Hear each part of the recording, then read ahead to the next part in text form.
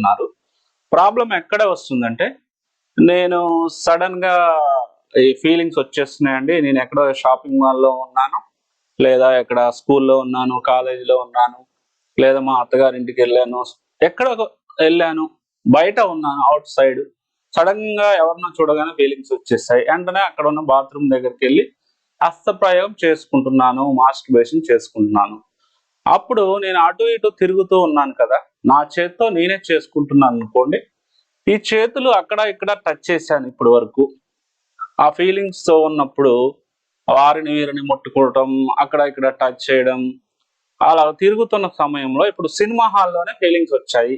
వెంటనే సినిమా హాల్‌లో బాత్రూమ్‌లోకెళ్ళి హస్తప్రయోగం చేసుకుంటున్నాను అంటే, అక్కడ ఇప్పటి వరకు అన్ని ఏరియాలో తిరిగాను. ఆ సీట్లు అవి టచ్ చేశాను.